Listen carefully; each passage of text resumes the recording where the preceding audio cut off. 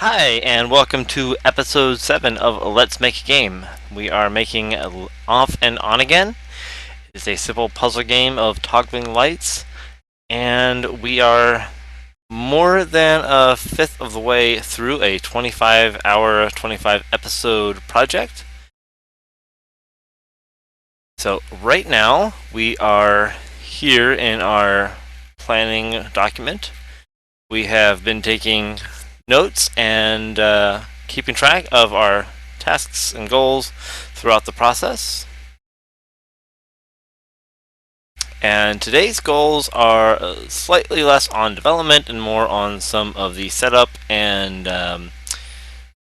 sort of extra work that's needed to actually release a game, which we don't want to wait to the very end to do all of those pieces because we want to make sure they're out of the way. So right now our main goal for today is making sure that a test build on Android works properly, fixing an issue with that, and also going through the process to register the app for beta testing and eventual release onto Google Play Store. Before we can put it up on the Play Store, we're going to want to make sure that that test build works. So we're going to start with that. So when the project was started, we began in the build menu, setting the Unity mode to Android, which we can see up here in the title bar. That enables various flags in the runtime and certain behaviors within the editor itself that are tuned to mobile and Android specific development. And we'll be using those build settings as well to generate a Android test build, which we will put on my personal cell phone here for testing. And if that all works, we will then go through the process of registering on the Google Play Store, where we will upload that same build. So we're going to take a look and just sort of confirm what our current build settings are here.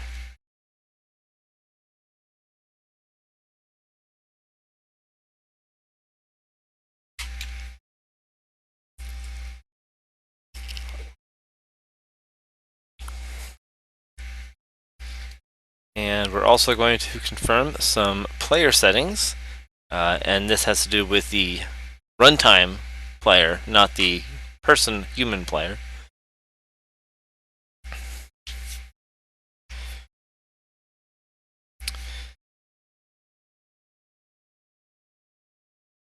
Alright, so we're going to want to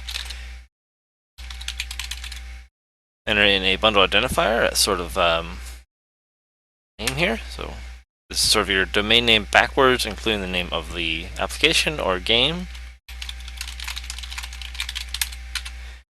Since we've been working for 6 different weeks on development, I'm going to call our current version 060.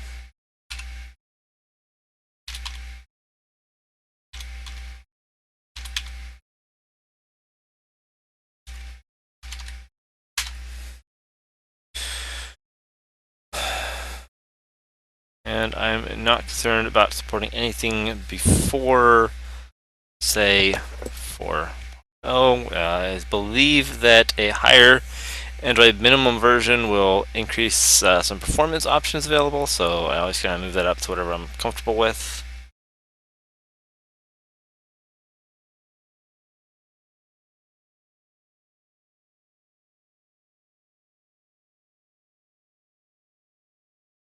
Alright, we don't want to enable landscape view for this particular game. We'll allow portrait either normal or upside down, so however the user's holding their phone, it'll work fine. Change any project settings, or save any project settings that changed. And go back to the build menu where we'll initialize our first. But before we do that, now I have previously installed the Android developer package from Google itself. This includes their Android branded version of Eclipse, which we don't need to use, but it does come with all of the Android build tools, which Unity uses for the generation of our Android app. So I've connected my phone, and when you connect an Android phone, after you've enabled developer mode, a menu will come up for the USB connection. Among those are various options: charging, file transfers, USB tethering, and we want to make sure that the phone is set up to allow for development from the device that you're connected to.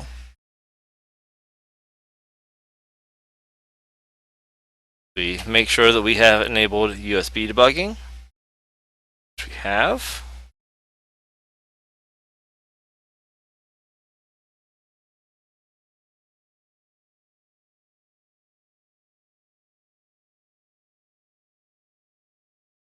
Alright, I verified the USB debugging notification just to make sure that that has connected properly. So now we get back to our build settings here. We're building for Android. We're doing a development build right now. We're going to do the development build first, which is only for direct install on a local Android device. Any upload to the Google Play Store will need to be a production build, even if it's for beta or alpha building. So once this build is done, if it works, we'll do a new build, unchecking this developer build box.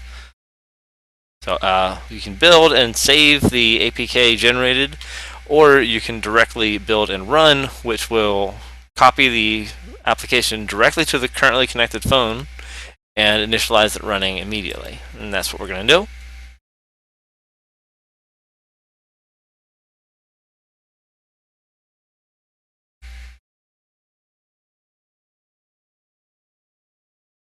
We still need a place to save it.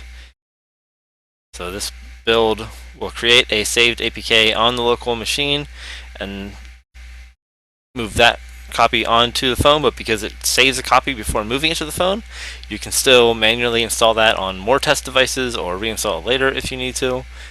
So since this is my first build for this project, I need to create a builds folder and running that APK off and on again 0.6.0.apk.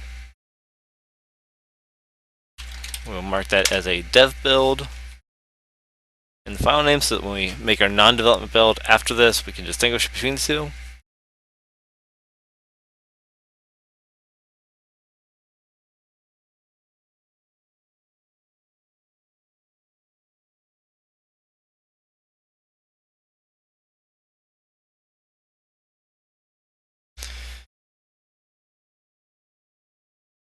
For Android builds, it's much simpler because Unity will use all those directly and complete the entire build on its own. For iOS builds, the process is a little more complicated. It can't automate everything through Xcode, so what Unity will provide for an iOS build is actually an Xcode project, which you will then need to open in Xcode yourself and do the remaining of the build process. Right now, I'm only developing for Android. I've done a little iOS work in the past, but for a one-man job and for just small projects, it's not worth the extra time for me, and as a day-to-day Android user, it's my choice.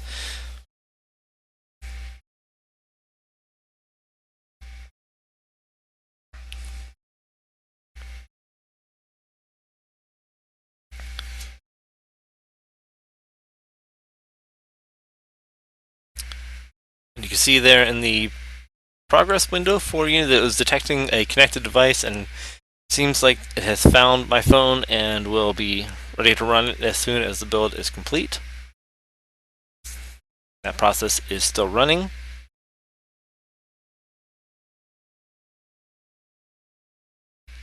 Now, while I did have the prototype gameplay scene open, the build has a configured index list of scenes added to the current build, and the first scene loaded at index 0 will always load first. So regardless of what you currently had open in the editor, when you hit the build and run, you're not running the current scene, you're building and running the entire project.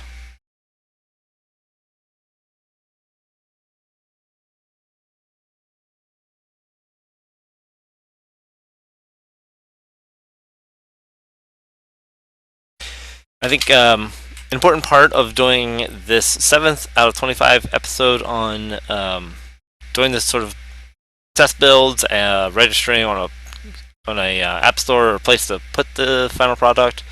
It's important to remember that you know the coding, the even creating assets, all those technical things that we think about as game development are just one of many parts of the process, and this kind of tedious work is an important part. Um, you need to do the legwork to get your final product out somewhere, and this isn't including any of the enormous effort that you can put into marketing and promotion of a game. I'm not doing a lot of that for these little 1 month projects, but certainly I think that there is a spectrum at which for a one man team that the amount of non-technical work involved in creating a game probably outweighs the actual technical work we usually consider the coding. That coding can often probably be the minority of the time you'll spend, and that's important to remember because if you're going to get into it and if you're going to really pour a lot of time and energy into it, you need to have an idea about the proportion of time that your energy is going to go to and how much you'll actually spend doing those technical coding parts if that's what you got into it for. And that might change where you want to spend your time or how you want to focus. For example, if you ever want to try to sell games, that's going to be a lot less of the technical side of things, a lot more of the marketing and promotion. And so if you are not interested in doing those things, that might mean doing more free games that you put up and don't really care as much about what happens to them because you just want to focus on the making and production, and that's fine. But it's important to know that kind of the sort of proportions of what's required for different end goals when you're getting into it, because you don't want to get months down the technical road of a project and realize that you are not either equipped or interested in doing the non-technical aspects that are still remaining. One of my favorite benefits of doing these projects 1 month at a time is sort of enforcing a deadline on myself repeatedly on all of the things needed to actually release a game at the end, which has usually meant cutting some technical bits out that I did not have time for because I need to add some sound effects or I need to add a tiny little bit of polish or have time to post the game up at the end of the month. It's because I need to take the time to do those required things. It makes me think more about the subset of my total time that's actually available for development. So Unity is copying the APK package to my device right now.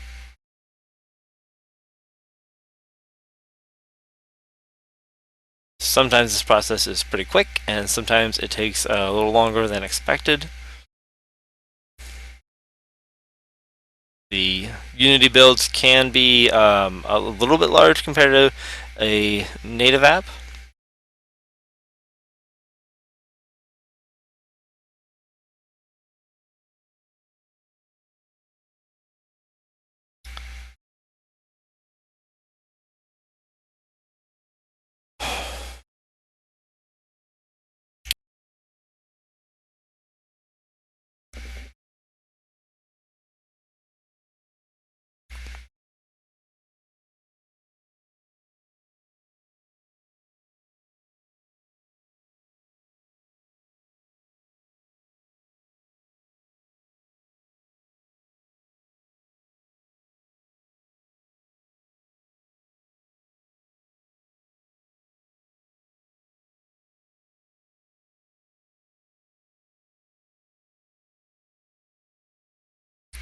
After another minute here, I might wonder if there's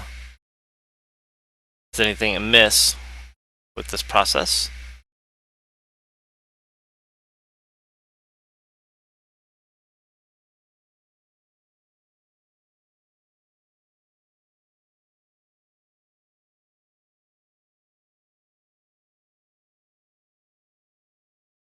Hmm.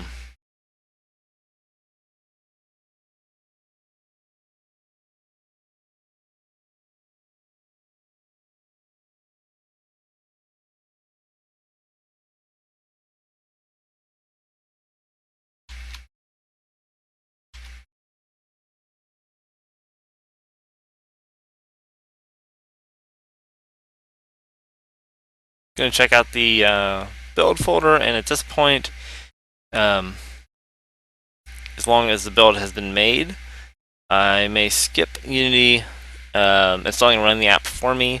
I might bypass that because might be some reason that it is not working.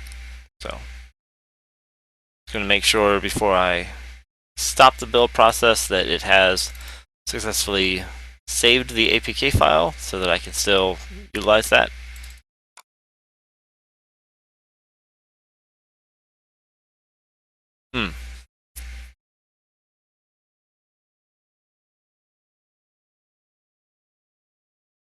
Okay. So process definitely seems dead, so I'll disconnect the phone.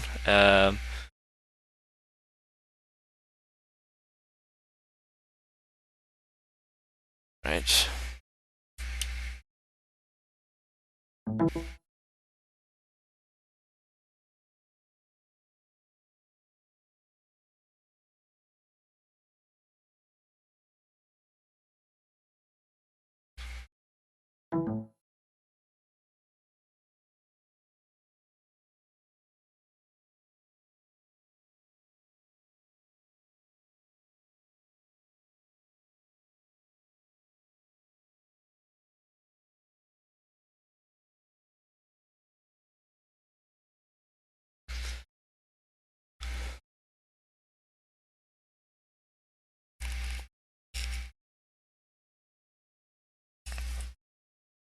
So now we'll do just the saved build itself, just to make sure that that process on its own is working just fine, and do a manual copy over to the phone.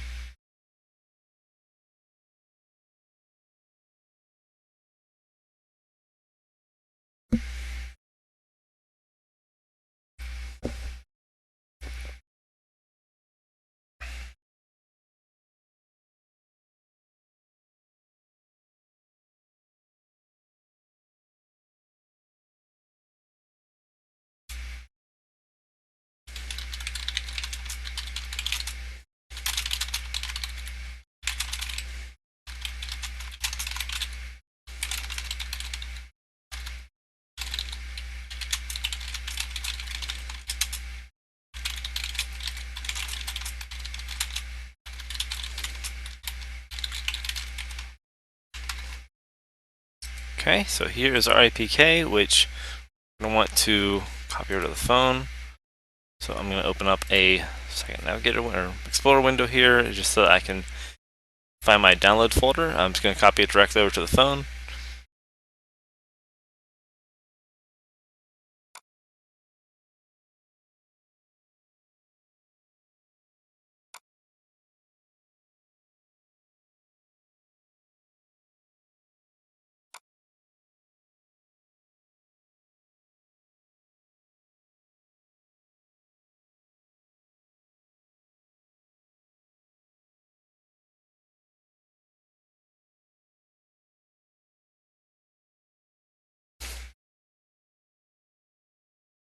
Okay, I can see the file there.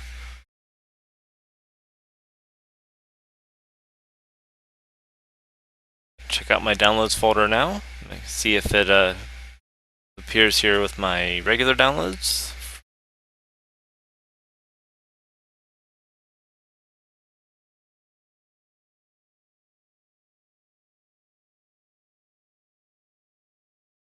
Going to disconnect the phone just to make sure that finished writing everything.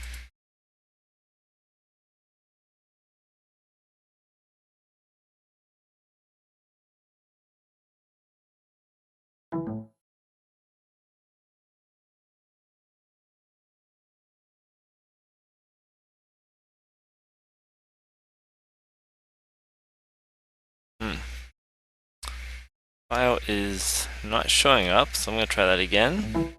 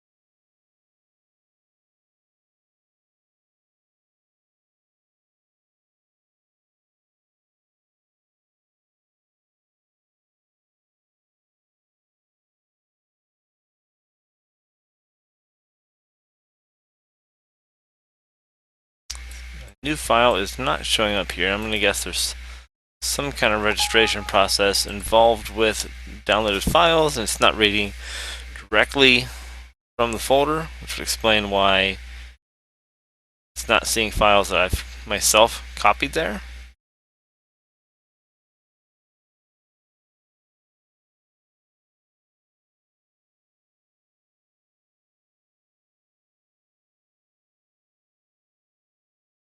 Do have a file manager within my phone, so I'll use that to get to the directory manually. And I'm installing now. I've opened the APK after enabling unknown sources, which is required for installing something unsigned like this. Going through the install. And I apologize, I don't know how well this will show up on the screen, but I don't know of better options for screen sharing, so this is the best I can do right now. So let's see how this goes. This is off and on again version 0.60, built from Unity to Android and running on an HTC One M8. So here's the touchscreen running. One of the first things we can see is the let's see, if we go to this specific scene, the title scene, we're not sizing this button in a way that is adaptive to different screen sizes, so that's much too small. Same for the buttons on the level select, so they're not 5 in a row because we're not sizing the buttons relative to the screen size. We're doing a similar problem with this grid. It's definitely much too small, as are the interfaces down here for the quit button, but the actual interactions seem to be working fine.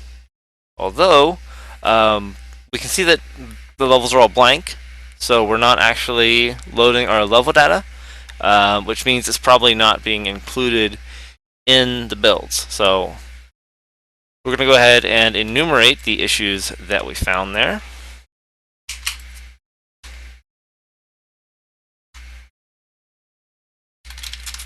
Fix build issues as a larger issue, and we will itemize the individual things at the bottom.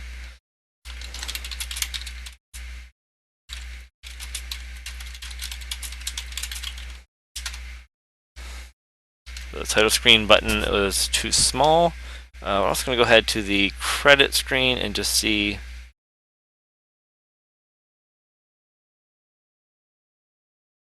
Well, I planned to go to the. There we go. Yes, credit screen way too small. Credit screen sizing, level selection.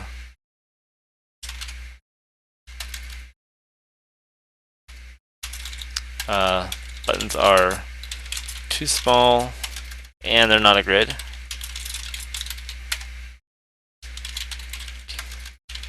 Gameplay, the board is too small.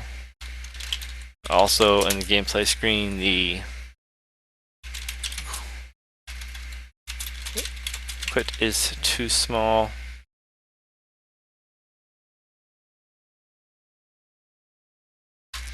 And also, third, in gameplay, all data is not being loaded.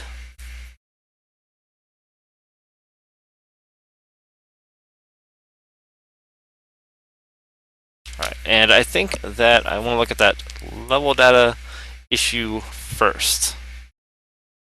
So if we take a look at where our levels are loaded in levelloader.cs,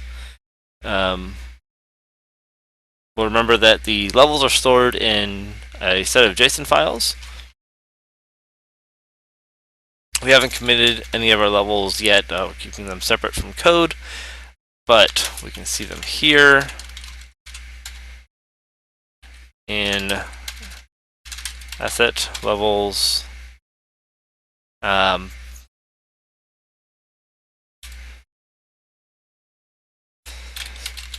So I do know that there are some restrictions and rules about what you're allowed to read on an Android or iOS device. And when you need some sort of data file like this, there's certain restrictions around how those are packaged up. So most likely direct reading of the files relative to the application on the file system is not allowed, and we'll need to go through the asset loading resources that Unity allows.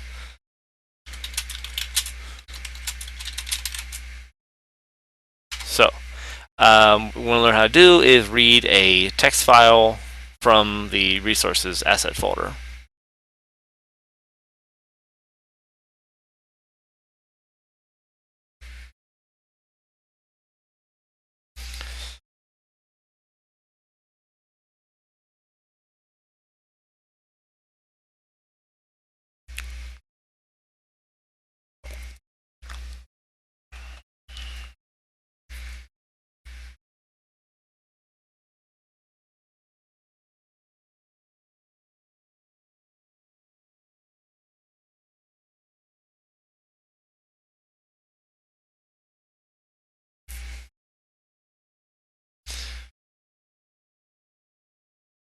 This looks similar to what we want to do here.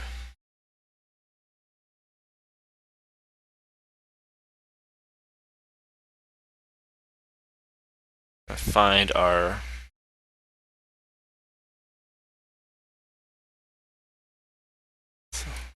we'll find where we're currently loading the file with normal C# IO operations and replace that with the resources API from Unity, since we cannot read those files directly.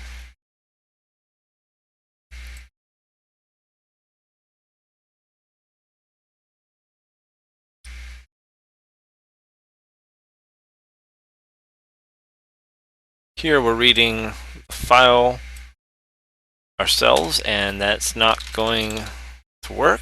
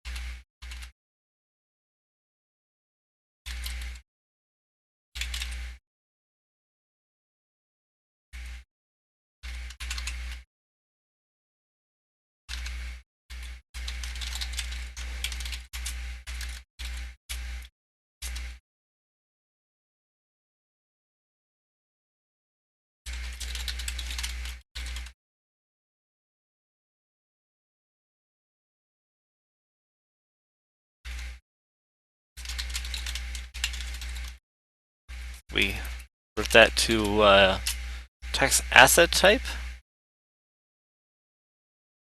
course, we're going to want to use the correct level number. As we did before. Get rid of this.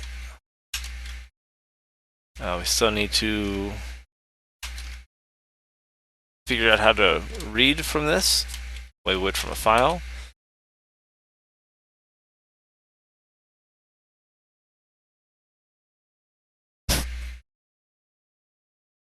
Looks like we can just get this from a property. No read operation required. And the actual JSON parsing still works the same.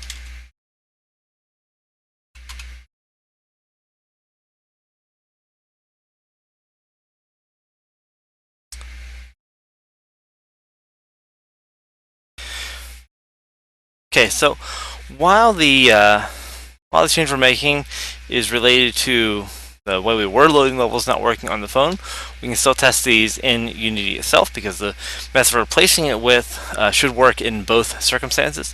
When running in the editor,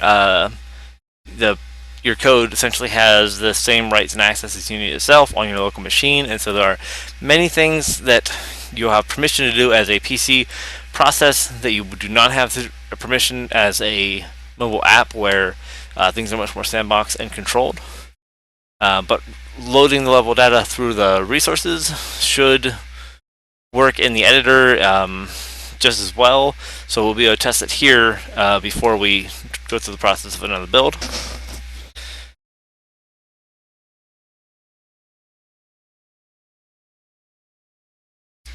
So when we load the gameplay scene, it should attempt to run level 1 or load level 1, and we'll be able to see if that works.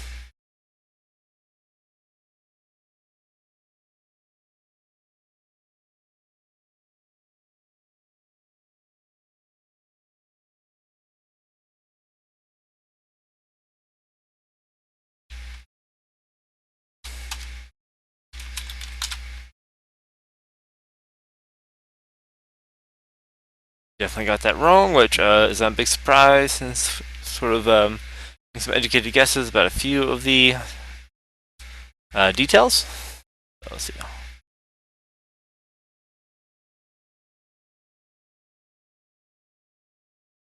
We'll follow this back. See if this is definitely not loading.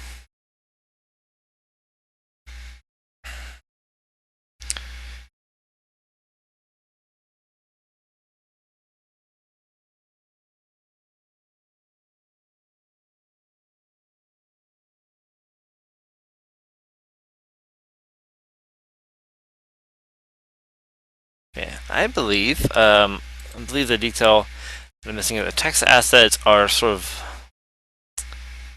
nailed down as really only being text resources in the virtue that they must be .txt extensions. If my memory serves me correct.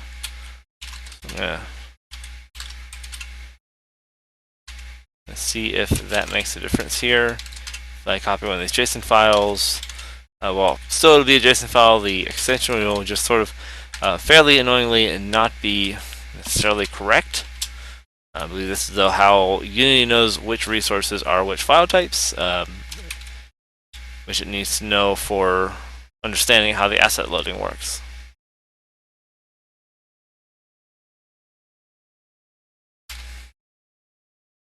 And because the extension is, I believe, implied, we don't need to specify it here, which follows all the examples that we found.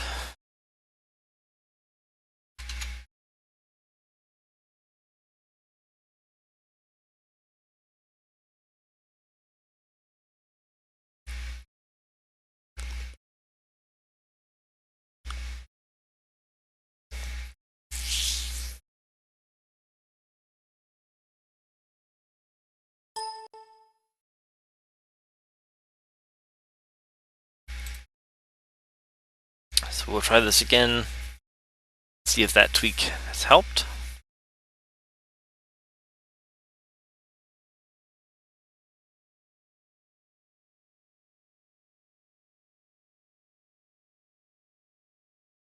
And that has. Great. I'm going to go ahead and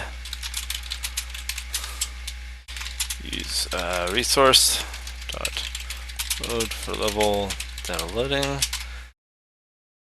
Commit that change.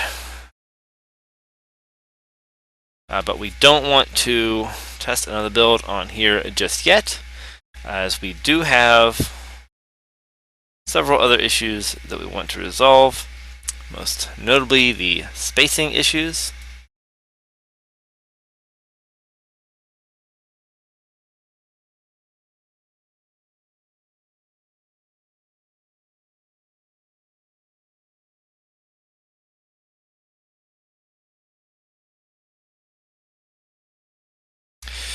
So,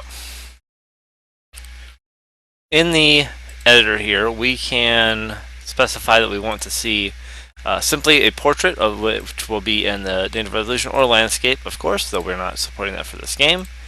So we can specify a ratio, which will work in the current native resolution on the screen, or we can have specific resolution from different devices.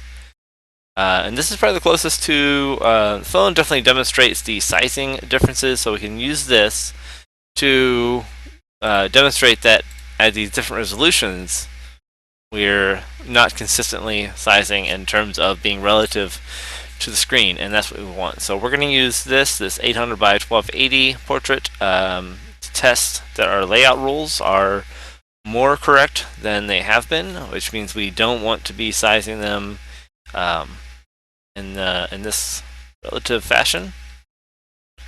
So instead, what we want are things like saying these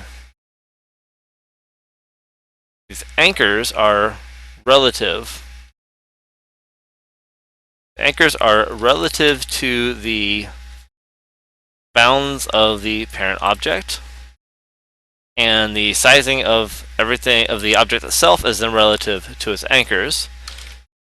This is the not at first straightforward way that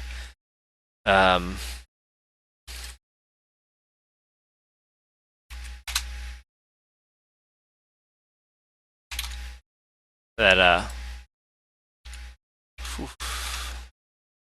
Unity UI layout is based on. It takes a little while to get a handle on exactly what its rule system is doing. So I've now set these anchors. On the x-axis to the x-anchors are a range from 0.25 to 0.75, and this is a sort of percent range, and 45 to 55 on the y-axis, and I think I'm going to move that a little bit, just kind of make it a little taller. And you can see the button still, in this case, is sized basically just relative in the confines. If we instead say that there is no space between the anchors and the button, we'll fill it like this. And then if we take a look at a different, we'll still see about this 25, 50, 25% ratio. So the button will now always be about half the size of the panel that's containing it, which means that at a high resolution, it's still larger. Now the text is a different matter, but that is easy enough to fix. The button text just needs a best fit checkbox, and now as we switch between these, we can see that fit much better. Although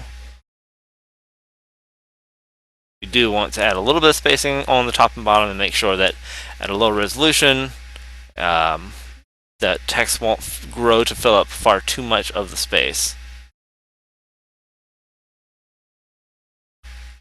Right? Even though these are placeholders, we just want to make sure that things look nice, essentially. I'm going to bump up the max size on the logo as well.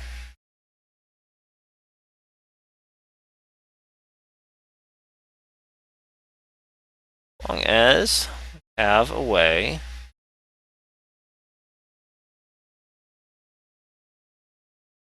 we're not going to bump that up too much because I'm trying to do that and keep it sort of one length for now. Since it's a placeholder again, it's not all that important. So we're going to save this scene and move on to do similar improvement to the sizing on the screen.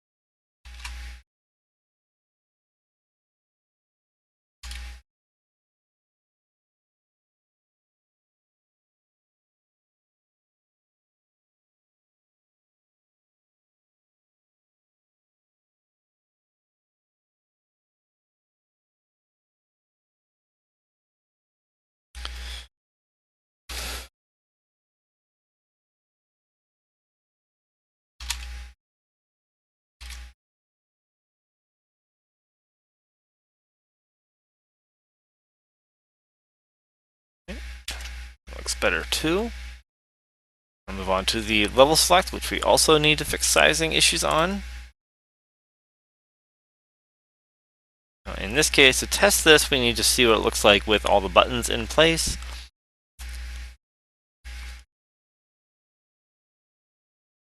So just for testing, we're going to go ahead and drag some buttons here.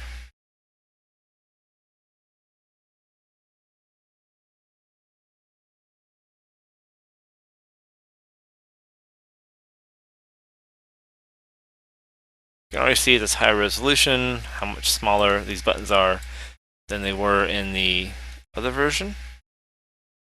I'm just going to drag 5 here, or let's say 6, just so that we can make sure the wrapping works properly. So those 5 should be one row, and you can see a 6th one is it's not wrapping properly because they're just all too large.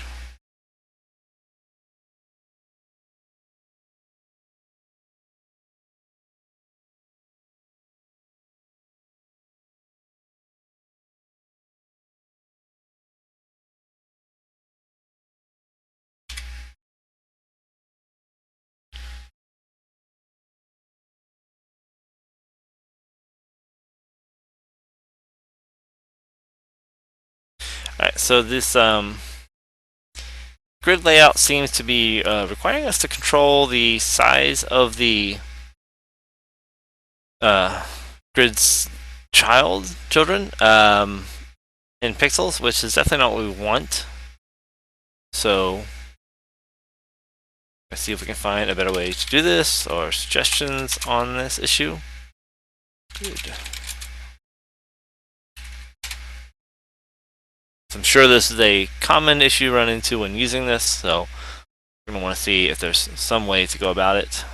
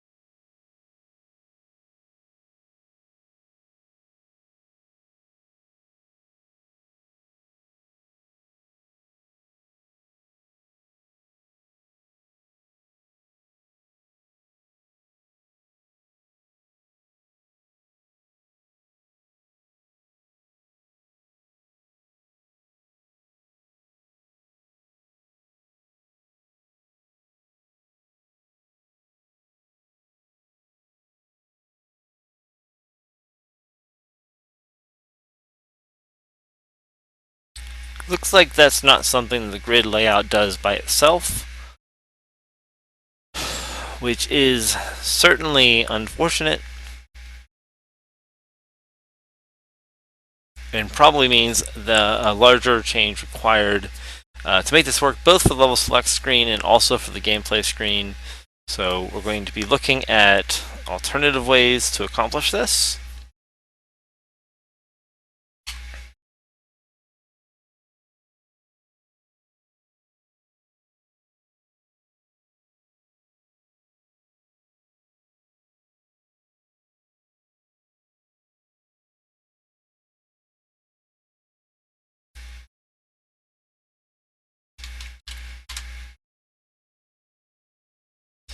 And one alternative way that we could do this would be to create a series of horizontal layout groups for each row.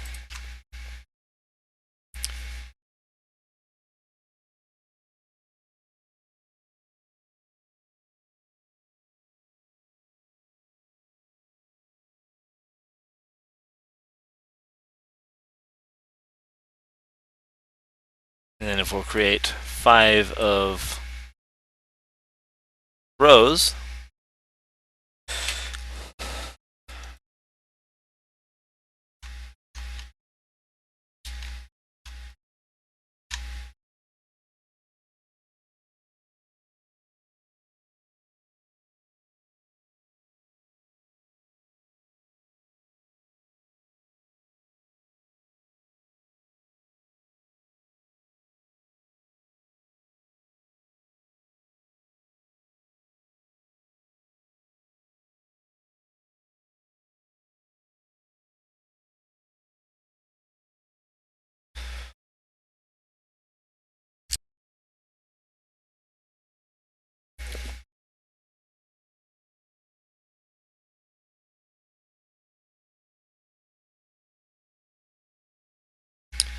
And then if we're going to do this, we're probably going to get rid of the grid layout controller that was being used, make the parent container a vertical layout, which I believe should allow us to duplicate the rows and get exactly the kind of layout we wanted. And of course, we're going to add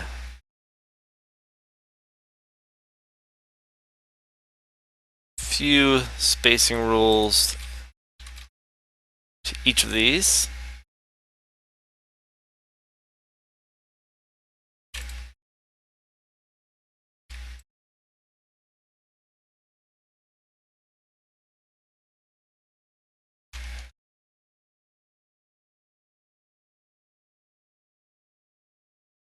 Going to do in here as well.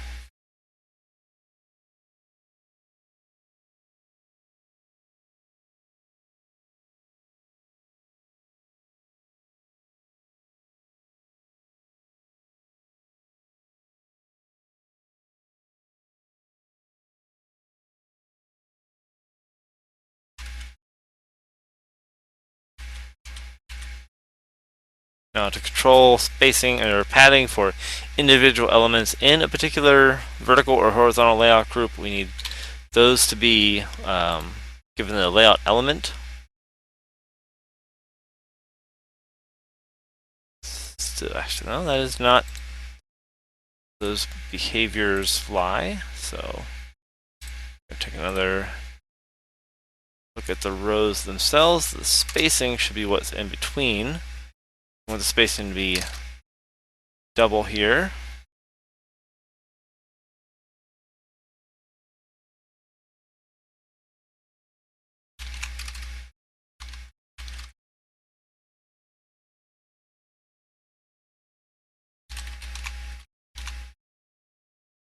The top and bottom spacing can be half of the others, just because one row to the next align together and their spacing will be added to one another. And we have this layout. Now, these do get created dynamically. So if we're going to keep that dynamic creation, then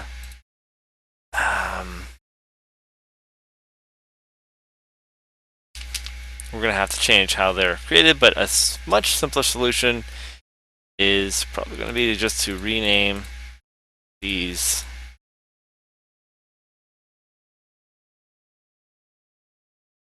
in here directly.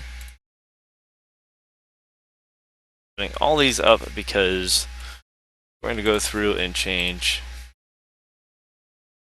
each of these, which is a annoyingly tedious process. But given the slightly more complex layout now, I think the dynamic generation we were doing is not going to work as well.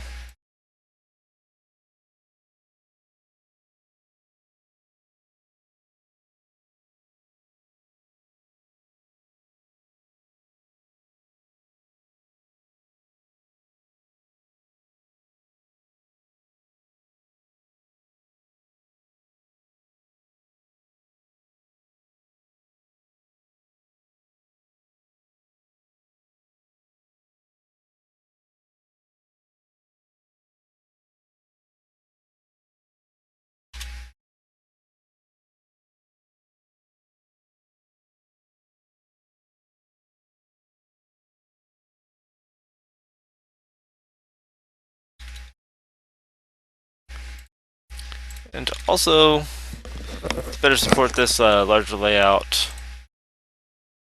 I think we'll make this text a little darker. Smaller font, it's a little harder to see. And we can't make the font too large. So we can make both adjustments just to increase the readability.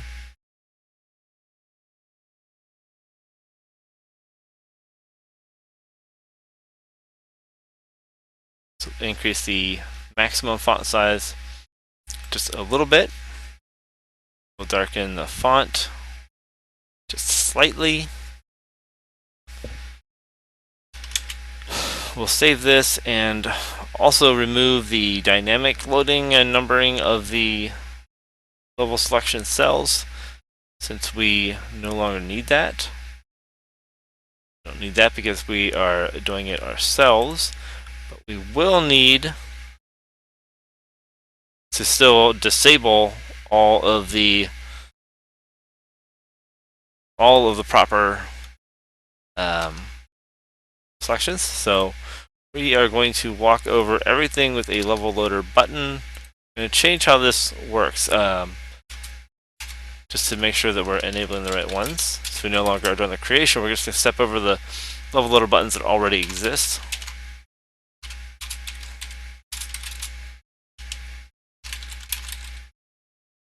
We're going to call get components in children to find all of the level loader button components in the children of this grid.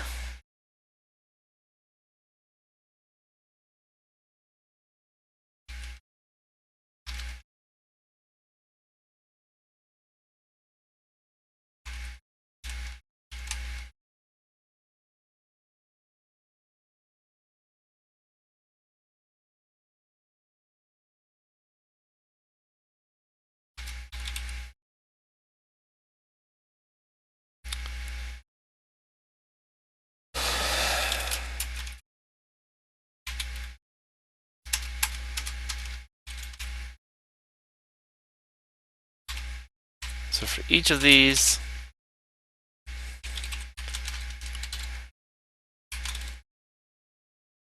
we are going to read the text component of that button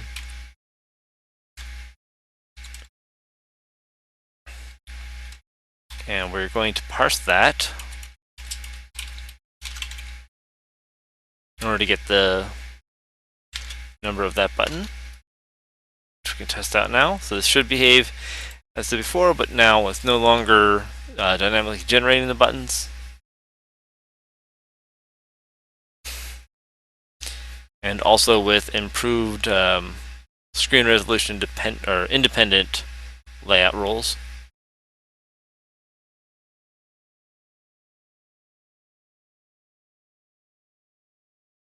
Okay. Line 20 is failing, and that is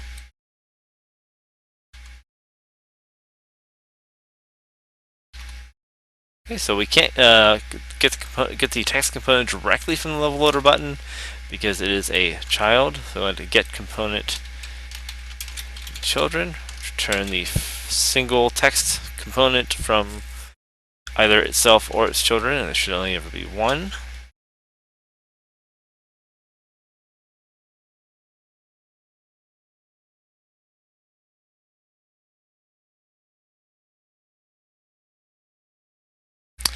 And while this is recompiling for Unity, I will say we ran into a few issues. Both the build went a bit slow. We ran into the sizing issues, which were not expected. So I think it's safe to say we are not going to get to either 100% of the Android issues or getting onto the Google Play Store registration, which was supposed to come after the build. So we're going to be picking that up in the next session after we now see all this is working fine. So we will be able to at least get partial progress here. We're going to go ahead and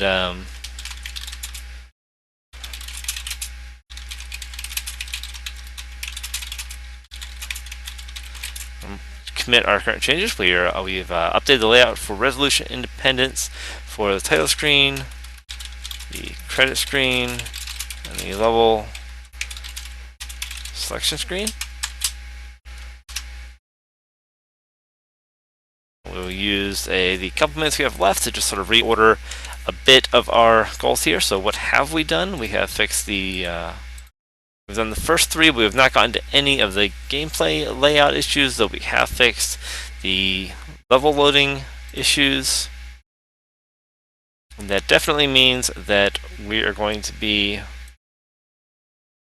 moving these issues over down here.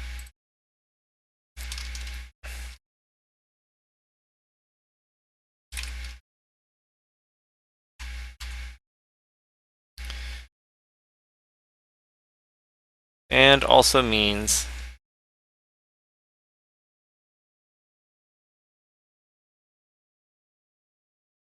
we are going to be this down here. We're going to have to finish these gameplay issues before we do the registration, so that is afterwards.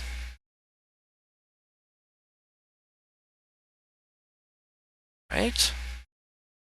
And I think that makes it pretty clear that we're not going to get all of these done.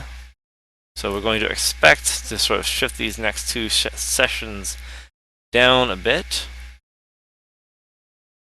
And I'm hoping that in the next session we have both time to fix the fairly minor and similar to what we've already done gameplay layout issues, do the registration